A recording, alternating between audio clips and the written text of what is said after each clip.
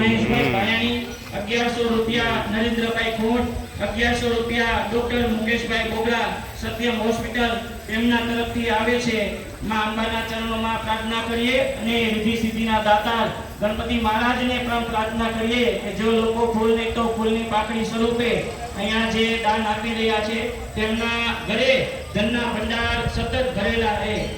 આ ઉપરાંત જે લોકો અહીંયા નવરાત્રી મહોત્સવ નિહાળવા માટે ઉપસ્થિત છે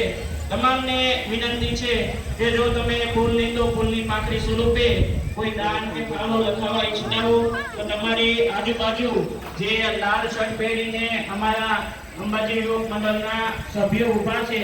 તેમના થકી આ પાકનો કિંમતી ફાળો અમારા સુધી મોકલાવી શકો છો। તમે અહીંયા જે કંઈ પણ દાન આપશો તે તમામ દાન જે અહીંયા અમારા ખેડૂતોના દાનરૂપ બને છે તેમને દાન માટે જ આપવામાં આવશે એની તમે ખાસ નોંધ લેજો। આભાર।